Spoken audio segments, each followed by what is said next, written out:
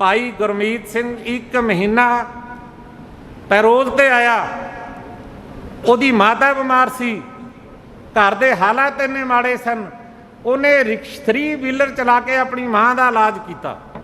अखबार च खबर छपी, मैनू पता लग्या।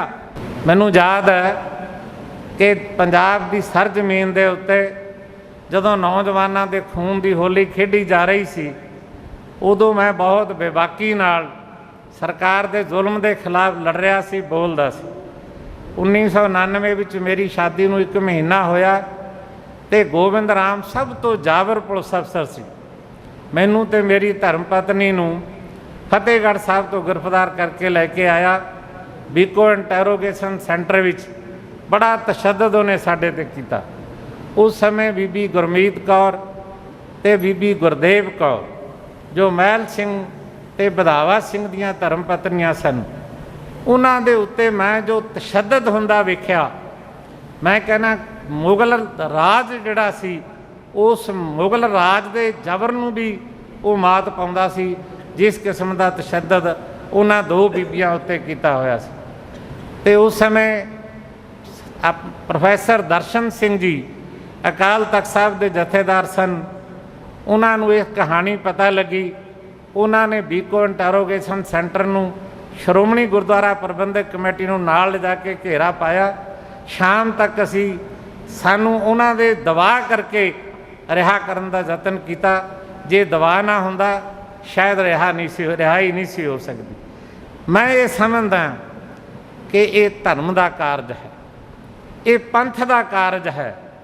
जथेदार साहब श्री अकाल तख्त साहब नूं केवल संदेश नहीं देना चाहिए, केवल आदेश नहीं देने चाहिए, बल्कि अगवाई करनी चाहिए, क्योंकि कारज पंथक है, कारज धर्म का है। जिन्हां ने जंग लड़ी है उन्होंने इस करके लड़ी कि जदों तुहाडा अकाल तख्त ढा दिता गया, जदों तुहाडे हरमंदर नूं गोलियां मार दित्तियां गईयां, जदों हरमंदर की परिक्रमा विच कीर्तन करते रागी सिंह शहीद कर दिते गए, जदों हरमंदर के परिक्रमा में सिक्खी शहीद कर दी गई, दिल्ली के बाज़ारां विच हिंदुस्तान के 200 तो वध थावां दे उत्ते सिखां दा कतल होया, सिखां दे घर घाट साड़े गए ने, सिखां दियां दुकानां ट्रैक्टर सिखां दी फैक्ट्रियां फूक दित्तियां गईयां, सिखां दियां धीआं भैणां बेपतियां उन्हां दी बेपती कीती गई। तो इत्थे बेअंत सिंह ने ललकार ललकार के कहा सी कि इन्ने खाड़कू बाकी रह गए, थोड़े दिनों तक सोध दिते जाणगे। जदों इस किस्म की कहानी होएगी फिर कोई तो मर्द का पुत हथियार चुकेगा ही चुकेगा। इस करके हथियार उन्होंने शौक नूं नहीं सी चुके। जदों साडी होंद खत्म कर लई यतन कीते तां सरकार दे एक्शन दे विच उन्हां दा रिएक्शन सी। वो रिएक्शन पंथक हित लई सी, वो रिएक्शन धर्म दा सी। इस करके जंग धर्म दी है ते धर्म दी जंग दे विच इत्थे कोई पार्टी नहीं, इत्थे धर्म दी जंग विच कोई धड़ा नहीं, इत्थे धर्म दी जंग विच कोई कला व्यक्ति नहीं आया। आपां सारे दे सारे गुरु दे सिख हैं ते गुरु के सिख जेल च बैठे ने। इस करके अपनी ड्यूटी अपना फर्ज है कि आपां जंग लड़न दा यतन करिए। मैं एक गल कहनी चाहुंदा, जिहड़े सज्जन ये कहते ने भी राजनीति नहीं करनी चाहिए, मेरी उन्होंने गुजारिश है, एक गल नाल तां मैं सहमति प्रगट करदा कि राजनीति धर्म की ताबिया चलनी चाहिए।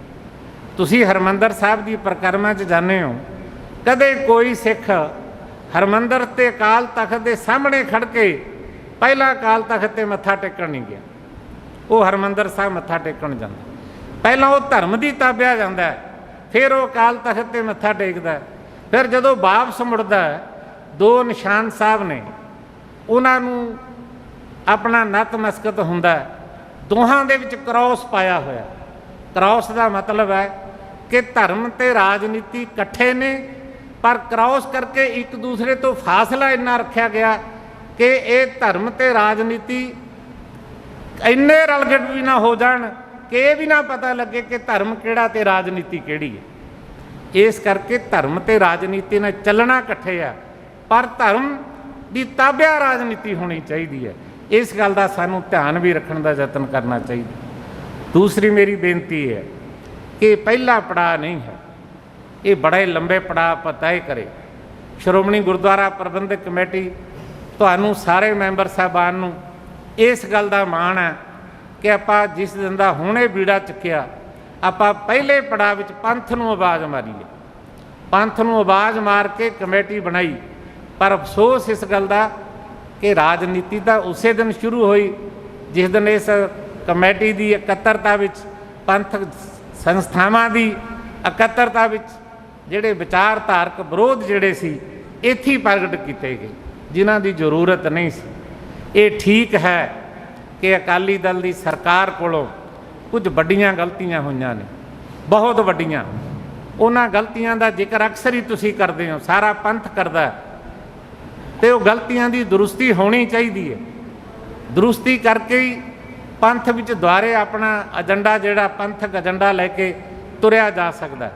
सो मैं ये कहना चाहुंदा आपां पहले पड़ाव विच पंथ नूं आवाज़ मारी सी, दूजे पड़ाव विच मानयोग प्रधान जी ने देश के प्रधानमंत्री नूं, गृह मंत्री नूं जो गुरमत कहती है कि पहला चिट्ठी लिखो फिर उस तो बाद डायलाग करो, तीजे नंबर ते संघर्ष का बिगल बजाओ। आपां ये यतन किया जो बनता सी। तीसरे यतन के अंदर फिर प्रधान श्रोमणी कमेटी ने दिल्ली धरने का ऐलान किया, आपां धरना दे के आए। चौथे पड़ाव विच आपां जिला हैडकुआटरां ते धरने दिते ते 15वें 5वें प्रोग्राम विच प्रधान जी ने उचेचे तौर पर गवर्नर पंजाब नूं चिट्ठी लिखी कि साडा एक डेलीगेशन मिलना चाहुंदा इस गल लई कि जिहड़ा बच्चा भाई लखविंदर सिंह जेल च बैठा वो पिछले महीने की 26 तरीक तो भुख हड़ताल ते है। उहदे मापे ते पंथ चाहुंदा उहदी भुख हड़ताल छड़ाई जावे क्योंकि कुर्बानी ते सेवा तो उहदी पहली बहुत वड्डी है, बहुत महान है, जिहदी उहदी प्रशंसा की जा सके। ते गवर्नर साहब ने समा दे दिता एमरजेंसी। प्रधान जी ने मेरी ड्यूटी लाई भी तू जा। मैं गया, गवर्नर साहब नूं मिलिया, उन्होंने दोने गल्लां ते विचार हुई। पहली गल उन्हां दी रिहाई दी गल, दूसरा मसला उन्हां दी जेल विच मुलाकात करके भुख हड़ताल कर छडाउण दा मसला। उस तो बाद समा मिलिया, मैं भुख हड़ताल वाले सिंह नूं जाके मिलिया। प्रधान साहब का लिखती संदेश, अकाल तख्त साहब के जथेदार का लिखती संदेश भाई लखविंदर सिंह नूं दिता, उन्हें प्रवान किया तो मैं उन्होंने जूस पिया के उसकी भुख हड़ताल खत्म करवा के आया। फिर मैं समझदा इस तो अगला पड़ा जिहड़ा की होना चाहिए। मेरे तो पहला भी बाकी विचार आए। मेरी राय अनुसार एक इहो जही मुहिम चलाउणी चाहिए है जिहदे नाल असीं पूरे पंथ नूं शामिल कर सकीए। हुण पूरे पंथ नूं शामिल करन दा तरीका की है? मेरी गुजारिश है प्रधान साहब जी नूं कि एक लंबी चौड़ी मतलब पत्रिका लिखी जाए। वो पत्रिका भावें राष्ट्रपति नूं संबोधन करके होवे, भावें प्राइम मिनिस्टर नूं होवे, भावें किसी होर जिसनूं भी तुसीं समझदे हो, अपना गवर्नर पंजाब दे, जिस तरह भी तुहाडी इच्छा। बड़े जज्बाती शब्द लिखे जाण, पंथक वार्ता लिखी जाए और जिहड़े सिंह जेलां विच ने उन्हां दा जिक्र होवे। फिर थल्ले हर सिख उहदे ते दस्तखत करे, हर सिख। असीं घर घर जाइए, सानूं महीना 1 लगे, सानूं महीने 2 लगन, असीं घर घर ये मैसेज कन्वे करन दा यतन करिए कि लहर खड़ीए पंथक लहर। वो पंथक लहर विच हर सिख शामिल होवे। साडे रागी, ढाडी, प्रचारक, साडे ग्रंथी सिंह, असीं मैंबर साहबान, अकाली दल के वर्कर, दमदमी टकसाल दे, अखंड कीर्तनी जथे वाले, बुढ़ा दल वाले, जो भी हैगे वो सारे दे सारे उहदे च शमूलीयत करन। जदों साडी ये लहर बनेगी फिर वो दस्तखती मुहिम का पलंदा जिहड़ा वो 1 ट्रक भरे 2 भरन, असीं उन्हां नूं लैके जिहदे बूहे ते जाना उहदे बूहे ते जाइए। फिर असीं अगली गल करिए कि एक पड़ाव करिए अगला कि इस तो बाद असीं अगली रणनीति का फिर ऐलान करांगे। उहदे लई छोटा धरना, मुजाहरा छोटा होवे, वो 1 वारी होवे, 2 वारी होवे, ते फिर नहीं साडी गल मनी जाती फिर तीसरा चौथा राह साडे कोल इक्को इक है। फिर भावें अकाल तख्त तो मोर्चा लाओ, भावें दिल्ली रकाबगंज तो लाओ, फिर एक मोर्चा पंथ नूं लाउणा चाहीदा। भावें उहदे च 11 सिंह जाया करन, भावें 21 सिंह जाण, जिन्ना चिर फिर ये मोर्चे दे विच आपां लगातार शमूलीयत नहीं करते तो मैं समझदा उन्ना चिर दिल्ली नूं झुकाउणा साडे लई बहुत औखा होएगा। एक गल मैं होर कहनी चाहुंदा, ਆਪ ਸਾਰਿਆਂ ਦੇ ਸਾਹਮਣੇ ਵੀ ਸ਼੍ਰੋਮਣੀ ਗੁਰਦੁਆਰਾ ਪ੍ਰਬੰਧਕ ਕਮੇਟੀ ਨਿਰਸੰਦੇਹ ਇਹ ਪੰਥਕ ਸੰਸਥਾ ਹੈ। ਇਹ ਕਿਸੇ ਵਿਅਕਤੀ ਧੜੇ ਦੀ ਕੋਈ ਮਲਕੀਅਤ ਨਹੀਂ। ਜਿਵੇਂ ਆਪਾਂ ਕਈ ਵਾਰ ਕਹਿ ਦਿੰਦੇ, ਜੋਧਪੁਰ ਜਦੋਂ ਦਰਬਾਰ ਸਾਹਿਬ ਤੇ ਹਮਲਾ ਹੋਇਆ, ਸਾਰੇ ਜੋਧਪੁਰ ਦੇ ਜਿੰਨੇ ਵੀ ਕੈਦੀ ਸਨ ਇਹ ਸਾਰੇ ਬੈਠੇ ਨੇ ਸਿੰਘ। ਇਹ ਜੋਧਪੁਰ ਹੈ। ਮੈਂ ਲੰਮਾ ਸਮਾਂ ਨਾਭੇ ਜੇਲ੍ਹ 'ਚ ਰਿਹਾ। ਸਾਰਿਆਂ ਦੇ ਕੇਸ ਸ਼੍ਰੋਮਣੀ ਗੁਰਦੁਆਰਾ ਪ੍ਰਬੰਧਕ ਕਮੇਟੀ ਨੇ ਲੜੇ। ਜਿੰਨੇ ਜਹਾਜ਼ ਗਵਾਹ ਹੋਏ ਸਾਰਿਆਂ ਦੇ ਕੇਸ ਸ਼੍ਰੋਮਣੀ ਗੁਰਦੁਆਰਾ ਪ੍ਰਬੰਧਕ ਕਮੇਟੀ ਨੇ ਲੜੇ। ਜਿੰਨੇ ਨੈਸ਼ਨਲ ਸਿਕਿਉਰਿਟੀ ਐਕਟ ਥੱਲੇ ਨਜ਼ਰਬੰਦ ਹੋਏ, ਭਾਵੇਂ ਹਿੰਦੁਸਤਾਨ ਦੀ ਕਿਸੇ ਜੇਲ੍ਹ 'ਚ ਕੈਦ ਹੋਏ, ਉਹਦੀ ਸਾਰੀ ਜੰਗ ਸ਼੍ਰੋਮਣੀ ਗੁਰਦੁਆਰਾ ਪ੍ਰਬੰਧਕ ਕਮੇਟੀ ਨੇ ਲੜੀ। ਉਹਨਾਂ ਦੇ ਪਰਿਵਾਰਾਂ ਦੀ ਸਾਂਭ ਸੰਭਾਲ ਸ਼੍ਰੋਮਣੀ ਗੁਰਦੁਆਰਾ ਪ੍ਰਬੰਧਕ ਕਮੇਟੀ ਨੇ ਲੜੀ। ਭਾਈ ਗੁਰਬਖਸ਼ ਸਿੰਘ ਜਹਾਜ਼ ਗਵਾਹ ਉਹਨੇ ਕੀਤਾ। 3.5 ਲੱਖ ਰੁਪਏ ਦੀ ਮਦਦ ਸ਼੍ਰੋਮਣੀ ਕਮੇਟੀ ਨੇ ਉਹਦੀ ਕੀਤੀ। ਉਸ ਤੋਂ ਬਿਨਾਂ ਭਾਈ ਬਰਿਆਮ ਸਿੰਘ, ਉਹਦੀ ਧਰਮ ਪਤਨੀ ਨੂੰ ਕੈਂਸਰ ਹੋ ਗਿਆ, ਉਹਦੇ ਇਲਾਜ ਲਈ ਸ਼੍ਰੋਮਣੀ ਕਮੇਟੀ ਨੇ ਪੂਰੀ ਮਦਦ ਕੀਤੀ। ਉਹਨੂੰ ਹਾਰਟ ਦੀ ਪ੍ਰੋਬਲਮ ਹੋਈ, ਸ਼੍ਰੋਮਣੀ ਕਮੇਟੀ ਨੇ ਉਹਦੀ ਮਦਦ ਕੀਤੀ। ਫਿਰ ਉਹਦੀ ਡੈਥ ਹੋ ਗਈ। ਉਹਦੇ ਭੋਗ ਵਾਲੇ ਸਮੇਂ 'ਚ ਕਰੋਨਾ ਲੱਗਿਆ ਹੋਇਆ ਸੀ। ਮੈਨੂੰ ਪ੍ਰਧਾਨ ਜੀ ਨੇ ਆਦੇਸ਼ ਕੀਤੇ, ਲੌਂਗੋਵਾਲ ਸਾਹਿਬ ਨੇ, ਵੀ ਤੂੰ ਜਾਣਾ ਉਹਦੇ ਭੋਗ 'ਤੇ। ਮੈਂ ਗਿਆ, ਰਾਤੋਂ ਰਾਤ ਪਰਿਵਾਰ ਦੀ ਮੈਂ ਇੱਕ ਮਦਦ ਕਰਕੇ ਆਇਆ। ਸ਼੍ਰੋਮਣੀ ਗੁਰਦੁਆਰਾ ਪ੍ਰਬੰਧਕ ਕਮੇਟੀ ਨੇ ਭਾਈ ਲਾਲ ਸਿੰਘ, ਭਾਈ ਗੁਰਸੇਵਕ ਸਿੰਘ ਬਾਬਲਾ, ਭਾਈ ਅਮਰਜੀਤ ਸਿੰਘ ਬੜਗੁਜਰਾ, ਭਾਈ ਲਖਵਿੰਦਰ ਸਿੰਘ, ਭਾਈ ਸ਼ਮਸ਼ੇਰ ਸਿੰਘ, ਭਾਈ ਗੁਰਮੀਤ ਸਿੰਘ, ਭਾਈ ਬਲਵੰਤ ਸਿੰਘ ਰਾਜੋਆਣਾ, ਹਰ ਇੱਕ ਦੀ ਬਾਂਹ ਫੜੀ, ਹਰ ਇੱਕ ਦੀ ਮਦਦ ਕੀਤੀ ਹੈ। ਜਿੰਨੀ ਮਾਇਕ ਮਦਦ ਪਰਿਵਾਰ ਨੇ ਮੰਗੀ, ਸ਼੍ਰੋਮਣੀ ਕਮੇਟੀ ਨੇ ਉਨੀ ਕੀਤੀ। ਇੱਕ ਵਿਅਕਤੀ ਹੈ, ਮੈਂ ਸਮਝਦਾ ਇਤਿਹਾਸ ਦੇ ਅੰਦਰ 2 ਵਿਅਕਤੀ ਨੇ ਐਸੇ। ਇੱਕ ਸੀ ਸੰਤ ਬਾਬਾ ਜਰਨੈਲ ਸਿੰਘ ਜੀ ਖਾਲਸਾ ਪਿੰਡਰਾਂ ਵਾਲੇ।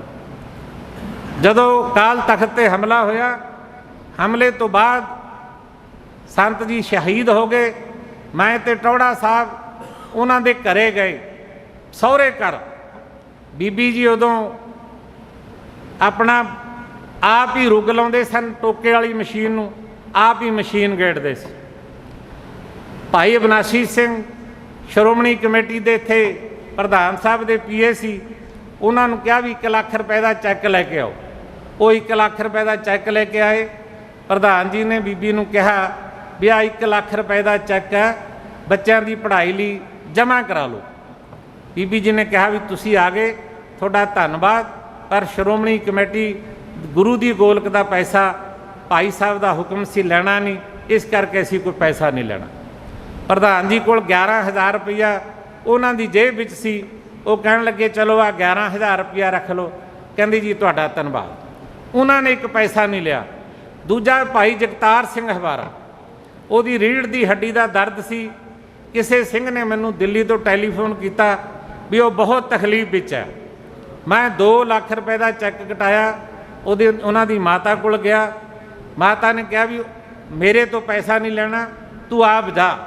ਮੈਂ ਗਿਆ, ਮੁਲਾਕਾਤ ਕੀਤੀ। ਭਾਈ ਸਾਹਿਬ ਜੀ ਨੇ ਹੱਥ ਬੰਨ੍ਹ ਕੇ ਕਿਹਾ ਸ਼੍ਰੋਮਣੀ ਕਮੇਟੀ ਪੰਥ ਦੀ ਸੰਸਥਾ ਹੈ, ਮੈਨੂੰ ਪੈਸੇ ਦੀ ਕੋਈ ਤੋਟ ਨਹੀਂ ਹੈ, ਮੈਂ ਆਪਣਾ ਆਪਰੇਸ਼ਨ ਕਰਵਾ ਲਵਾਂਗਾ, ਇਹ ਪੈਸਾ ਕਿਸੇ ਹੋਰ। ਮੈਂ ਧਾਮੀ ਸਾਹਿਬ ਨੂੰ ਬੇਨਤੀ ਕੀਤੀ, ਮੈਂ ਕਿਹਾ ਜੀ ਆਹ ਪ੍ਰੋਬਲਮ ਹੈ। ਇਹਨਾਂ ਨੇ ਤੁਰੰਤ 2 ਲੱਖ ਰੁਪਏ ਦਾ ਚੈੱਕ ਕਟਾਇਆ, ਵੀਜ਼ਾ ਦੇ ਕੇ ਆ। ਅਸੀਂ ਦੂਜੇ ਦਿਨੇ ਉਹਦੇ ਘਰ ਪਹੁੰਚਾਉਣ ਦਾ ਯਤਨ ਕੀਤਾ। ਸ਼੍ਰੋਮਣੀ ਗੁਰਦੁਆਰਾ ਪ੍ਰਬੰਧਕ ਕਮੇਟੀ ਪੰਥ ਦੀ ਸੰਸਥਾ, ਇਹਨੂੰ ਤੋੜਨ ਲਈ, ਇਹਨੂੰ ਖਤਮ ਕਰਨ ਲਈ ਇਹ ਜਿੱਦਣ ਬਣੀ ਸੀ ਉਦੋਂ ਹੀ ਸਾਜ਼ਿਸ਼ਾਂ ਆਰੰਭ ਹੋ ਗਈਆਂ ਸੀ। ਇਸ ਕਰਕੇ ਅੱਜ ਵੀ ਇਹਦੇ 'ਤੇ ਉਸੇ ਤਰ੍ਹਾਂ ਦੇ ਹਮਲੇ ਨੇ। ਇਹਨਾਂ ਹਮਲਿਆਂ ਦਾ ਜਵਾਬ ਸਾਡੀ ਡਿਊਟੀ ਹੈ, ਸਾਡਾ ਫਰਜ਼ ਹੈ, ਸਾਡਾ ਧਰਮ ਹੈ ਹਰ ਇੱਕ ਮੈਂਬਰ ਦਾ ਕਿ ਖਾਲਸਾ ਪੰਥ ਦੇ ਲਹੂ ਨਾਲ ਭਿੱਜੀ ਹੋਈ ਜਿਹੜੀ ਮਹਾਨ ਸੰਸਥਾ ਇਹ ਕਾਇਮ ਰਹੇ, ਸਹੀ ਤਰੀਕੇ ਨਾਲ ਪੰਥ ਦੇ ਜਜ਼ਬਾਤਾਂ ਦੀ ਤਰਜਮਾਨੀ ਕਰਦੀ ਰਹੇ। ਇਹ ਸਾਡਾ ਫਰਜ਼ ਹੈ, ਸਾਡਾ ਧਰਮ ਹੈ। ਅਤੇ ਮੈਂ ਪ੍ਰਧਾਨ ਸਾਹਿਬ ਸ਼੍ਰੋਮਣੀ ਗੁਰਦੁਆਰਾ ਪ੍ਰਬੰਧਕ ਕਮੇਟੀ ਨੇ ਜੋ ਬੀੜਾ ਚੁੱਕਿਆ, ਨਿਰਸੰਦੇਹ ਇਹ ਪ੍ਰਧਾਨ ਸਾਹਿਬ ਦਾ ਫੈਸਲਾ ਪੰਥਕ ਫੈਸਲਾ, ਸੁਚੱਜਾ ਫੈਸਲਾ, ਦੂਰਅੰਦੇਸ਼ੀ ਵਾਲਾ ਫੈਸਲਾ। ਇਸ ਲਈ ਮੇਰੀ ਗੁਜ਼ਾਰਿਸ਼ ਹੈ ਕਿ ਸਾਰੇ ਜਣੇ ਜਿੰਨੇ ਮੈਂਬਰ ਸਾਹਿਬਾਨ ਆਪਾਂ ਇੱਥੇ ਆਏ ਹਾਂ, ਪ੍ਰਧਾਨ ਸਾਹਿਬ ਦੀ ਪ੍ਰਸ਼ੰਸਾ ਦੇ ਵਿੱਚ ਇੱਕ ਮਤਾ ਹੱਥ ਖੜੇ ਕਰਕੇ ਜ਼ਰੂਰ ਮਤਲਬ ਦੇਣ ਦਾ ਯਤਨ ਕਰੀਏ ਤਾਂ ਕਿ ਉਹਨਾਂ ਨੂੰ ਬਲ ਮਿਲੇ, ਤਾਕਤ ਮਿਲੇ। ਆਉਣ ਵਾਲੀ ਕੱਲ੍ਹ ਹੋਰ ਦਲੇਰੀ, ਨਿਰਭੈਤਾ ਅਤੇ ਨਿਡਰਤਾ ਨਾਲ ਆਪਣੀ ਲੜਾਈ ਲੜ ਸਕਣ। ਬੋਲੇ ਸੋ ਨਿਹਾਲ। ਵਾਹਿਗੁਰੂ ਜੀ ਕਾ ਖਾਲਸਾ, ਵਾਹਿਗੁਰੂ ਜੀ ਕੀ ਫਤਿਹ।